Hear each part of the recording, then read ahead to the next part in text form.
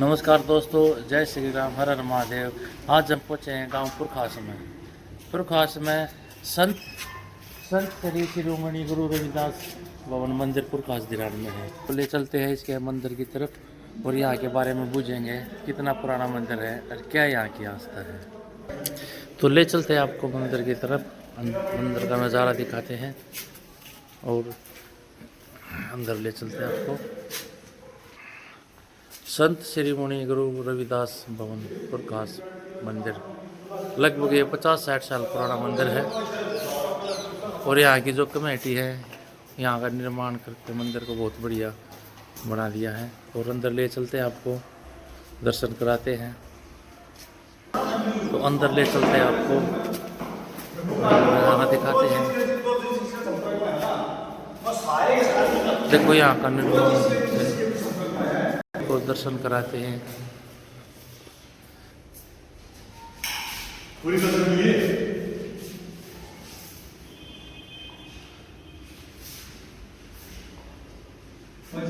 महानस्ती हो गए, फोटो लगे हुए हैं।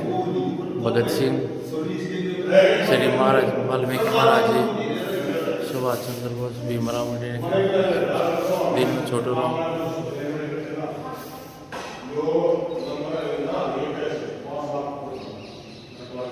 देखो आपको यहाँ पर महान मूर्तियों के दर्शन देखने को मिलेंगे।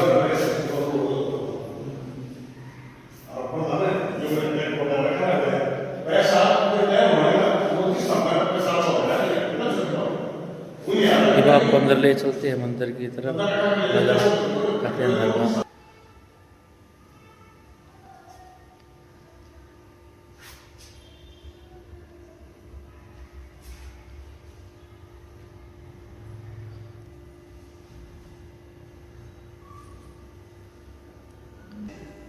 कितना सुंदर ये नज़ारा गांव पुरखास में संत श्री रविदास मंदिर। सबसे पहले नमन करते हैं रविदास जी के चरणों में। ले चलते हैं आपको।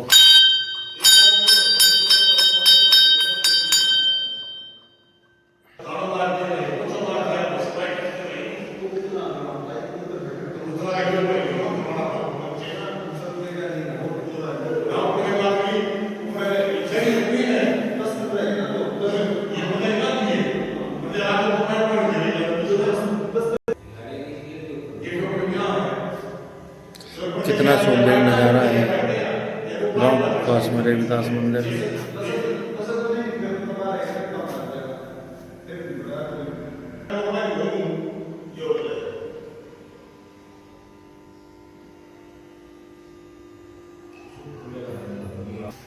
तो नमस्कार जी, आप पहुँचे आज रविदास मंदिर में गांव पुरखास में है।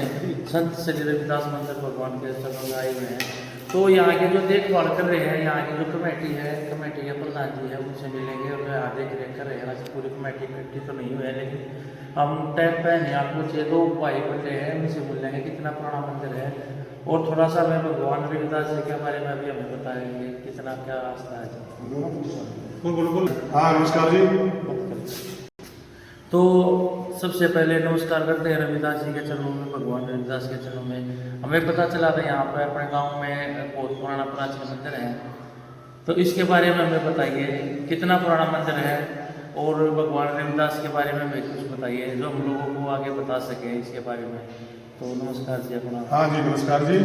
तो ये मंदिर जी कम से कम 40 साल पहले इसका हमने पुनर्वास करवाया था और धीरे धीरे हमने इसकी प्रवेश करते हुए इसका निर्माण करवाया है। और अब हमने कुछ दिन पहले इसमें बाबा रविदास मंदिर की मूर्ति की स्थापना करवाई थी पूर्णिमा की। तो हमें बताओ जी रविदास जी के बारे में, परिचय बताओ, कितना पुराना ये मंदिर है और क्या यहाँ की आस्था है। जो लोग दर्शन करने के लिए आते हैं, कहाँ से आते हैं और वार्षिक मेला भी लगता है यहाँ पे, तो इसके बारे में बताइए जी। ये पूरा नाम इसका बाबा संत रविदास है जी, उपनाम इसका रैदास है जी। और इसका जन्म 1398 ईस्वी में हुआ था जी। इसका जन्म स्थान गोवर्धनपुरा वाराणसी में है जी। इसका जी इसके पिता का नाम संतोष दास था जी। माता कलसा देवी जी। कलसा देवी दास। हाँ शिष्या इसकी मीराबाई जी और भक्ति निगुण ब्रह्मा की है जी। जाति चमार जाटा है जी। और इसके गुरु रामानंद और कबीर साहिब है जी। और पेशा संत दार्शनिक समाज सुधारक और मोची का काम था जी। भाषा शैली और अधिक राजस्थानी खड़ी बोली थी जी। 1378 ईस्वी में कुछ विद्वान और 1398 ईस्वी में मानते थे जी। ये निर्गुण संप्रदाय के बहुत प्रसिद्ध संत तथा कबीर के समकालीन और रविदास की वाणी की भक्ति की थी जी। सामान्य परिचय संत रविदास जी के जन्म के विषय में विभिन्न भ्रांतियां हैं जी। कुछ इनका जन्म 1377 ईस्वी में रैदास ने साधु संतों की शक्ति से पर्याप्त वैचारी भावना समाज के व्यापक हितकारी तथा मानव प्रेम से ओतप्रेत थी दी। मूर्ति पूजा तीर्थ यात्रा जैसे दिखाओं में रविदास का बिल्कुल भी विश्वास नहीं था जी। वह भक्ति की आंतरिक भावना और आपसी भाईचारे के लिए बिल्कुल विश्वास अच्छी तरह विश्वास था जिनका है। वह व्यक्ति आंतरिक भावना और आपसी सच्चा प्रेम मानते थे। रैदास ने अपनी काव्य रचना में सरल व्यवहारिक भाषा का प्रयोग किया था जी। रविदास को उपमा और रूपक अलंकार से विशेष प्रेम था जी।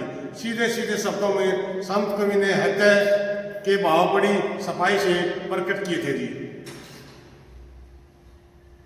तो इन जैसे भगत जी हमें पता चला था एक रविदास जी जो भगवान है, तो इसके वार्षिक जन्म उत्सव मनाया जाता है, ओपन मनाया जाता है, इसके बारे में हमें बताइए। तो यहाँ की जो मानता है वो बताते हैं, वह दूर दूर से मानता फैली हुई है, दूर दूर से दर्शन करने के लिए आते हैं।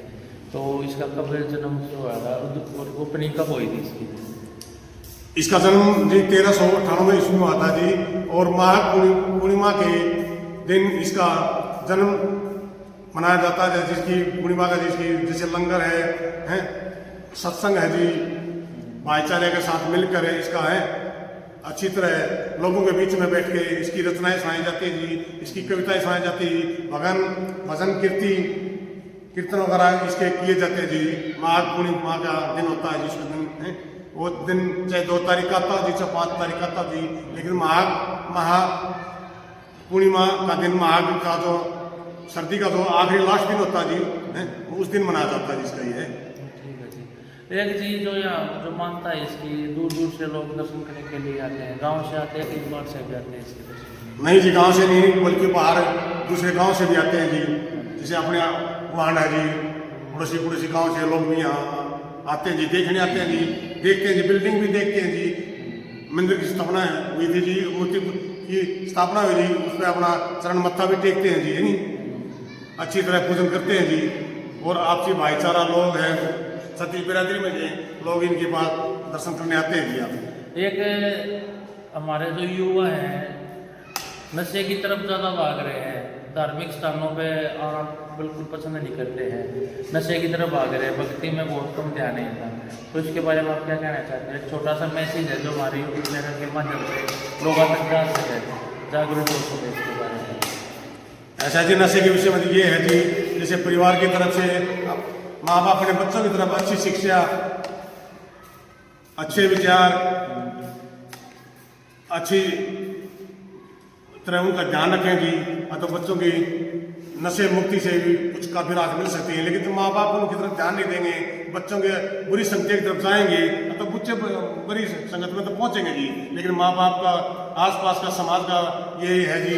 जैसे बाबा रविदास ने, बाबा अम्बेडकर साहब ने, इन लोगों ने अच्छी शिक्षा, अच्छे विचार हमारे बीच में प्रस्तुत किए थे। और हम लोगों को ऊपर उठाने के लिए इन लोगों ने अपना जीवन दान, अपना बलिदान हम नीची जातियों के लिए ऊपर उठाने के लिए इन्होंने अपना पूरा संघर्ष, पूरा जीवन हमारी बिरादरियों के लिए अर्पण कर दिया जी। ठीक है जी, बहुत बहुत धन्यवाद है, आपने कीमती समय हमारे के दिए और रविदास जी, भगवान रविदास के बारे में हमें बताया, इसके लिए बहुत बहुत धन्यवाद। जय श्री राम।